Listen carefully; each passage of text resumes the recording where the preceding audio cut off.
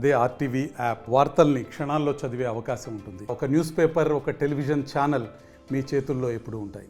రాష్ట్రంలో ప్రభుత్వం ఏర్పడి సంవత్సరం దాటిన సందర్భాలు, ఆడిచ్చిన వాగ్దానాలు 6 గ్యారెంటీలు, 420 హామీలు అమలు చేయడంలో విఫలమైన ప్రభుత్వం. దానికి ఆధారంతో సహా కాన్స్టిట్యూన్సీలో అవి డీటెయిల్ చెప్పడం జరుగుతుంది. అదేవిధంగా మంచిర్యాల నియోజకవర్గంలో ఇక్కడ రాష్ట్రంలో ఎమర్జెన్సీ పాలన జరుగుతుంది, ఇక్కడ కూడా ఎమర్జెన్సీ పాలన జరుగుతుంది.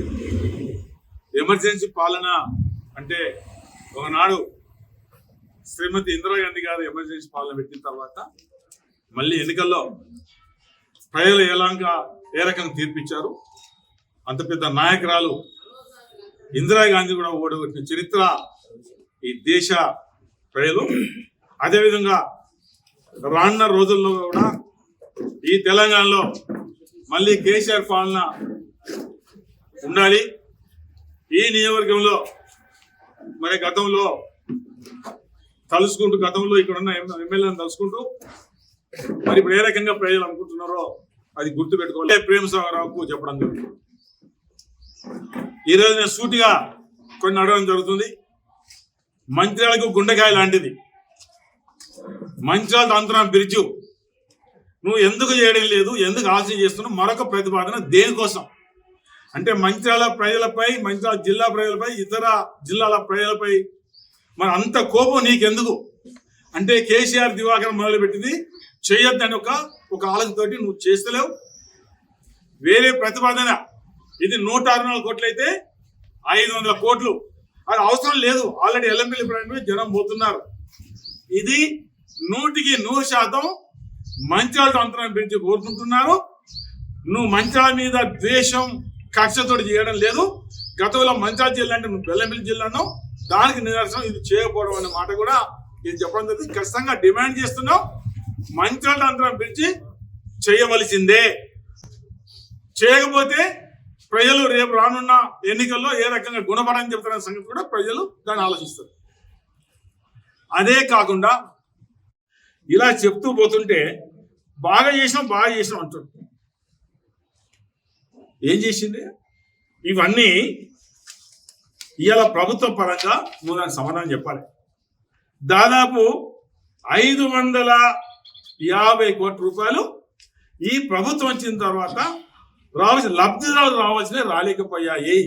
ఒక్కొక్కటి చెప్తాను. ఈరోజు ఒక పెన్షన్ ఎగొట్టాం, అవునా కదా? ఒక నెల ఎగొట్టాం. 33,000 మంది పెన్షన్లకు దాదాపు 81 కోట్ల రూపాయలు నువ్వు ఇలా ఈ పెన్షన్దారులకు నువ్వు బాకీ ఉన్నావు. ఏది పెంచిన 2,000, 4,000, 2, 4, 6, 81 కోట్లు బాకీ ఉన్నావు. అర్థం చేసుకోండి. నువ్వు మహాలక్ష్మి పాపం పెళ్ళైన వాళ్ళకు అంటే వితంతులు కానీ, భర్తల పెన్షన్ కానీ, గవర్నమెంట్ ఎంప్లాయీస్ కానీ ఈ పెళ్లి వాళ్ళ అందరిని తీసేస్తే మన కాన్స్టిట్యూన్సీలో దాదాపు ఒక 80,000 మంది ఉంటారు. 80,000 మంది ఉంటారు. నెలకు 2,000 అన్నావు కదా? అవి ఎన్నైతున్నాయో తెలుసా?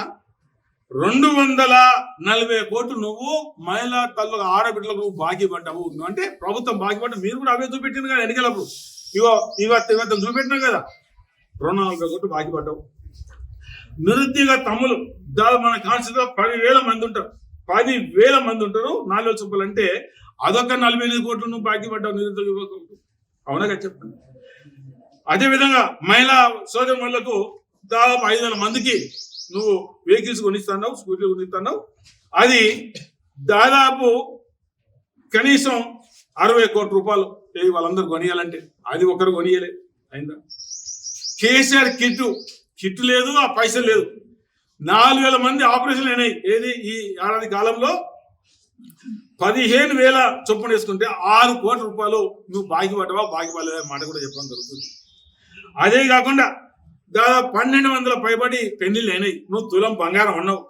తులం బంగారం 75,000 చొప్పున 10 కోట్ల రూపాయలు నువ్వు బాకీ పడ్డావా, పడలేదు చెప్పండి. నువ్వు పోయినసారి అన్ని వాట్లకు బోనస్ అన్నావు. పోయినసారి మన దగ్గర 6,00,00,000 20,000 క్వింటాలు వడ్లు మనం తీసుకున్నాం. నువ్వు 500 చొప్పున ఎంత బాకీ పడ్డావయ్యా?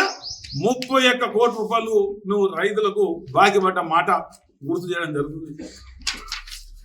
ఇవన్నీ అర్థం చేసుకోండి. అదే కాకుండా 67,000 ఎకరాలు చొప్పున 7,500 ఇస్తున్నావు. ఇచ్చినావా? బాకీ పడ్డావా? వాళ్ళు చెప్పు. ఇంకా కౌలు రైతులు అన్నావు, కౌలు రైతులకు ఇచ్చినావా చెప్పండి. ఇంకా రుణమాఫీ కూడా దాదాపు 30% రుణమాఫీ ఇచ్చలేదు. 30% రుణమాఫీ ఇవ్వాలి. ఇవాళ నేను ఒక డిమాండ్ చేస్తున్నా, అక్కడ ముఖ్యమంత్రి గారా, ఇక్కడ ఎమ్మెల్యే ప్రేమ్ సాగరా, రుణమాఫీ కాని వాళ్ళందరూ ఒక డేట్ పెట్టి మీ అందరికీ ప్రభుత్వం తరఫున ఇప్పిస్తాని ఒక డేట్ పెట్టి ప్రేమ్ సాగరా చెప్పగలుగుతాడా? అంతరాల నియోజకవర్గంలో ఈ ఏడాది కాలంలో ఒక సిట్టింగ్ జడ్జి వేయండి, ఈ ఏడాది కాలంలో నీ తప్పులు ఎన్ని ఉన్నాయి? ప్రభుత్వ తప్పులా, నీ తప్పులా, దివాకర తప్పులా, గతంలో నాది కూడా 10 ఏళ్ళు తీసుకుంటా, 20 నాది కూడా తీసుకోండి, నాది 20 ఏళ్ళు తీసుకోండి. నా తప్పు ఆయన ఎమ్మెల్యేస్ కానీ ఆయన తీసుకోండి. సిట్టింగ్ జడ్జి తోటి విచారణ జరపాలని నేను డిమాండ్ చేస్తున్నాను. మరిన్ని వీడియోస్ కోసం ఛానల్ ని సబ్స్క్రైబ్ చేయండి. లేటెస్ట్ అప్డేట్స్ కోసం వాట్సాప్ ఛానల్ ని ఫాలో అవ్వండి. ఆ లింక్ డిస్క్రిప్షన్ లో ఉంది.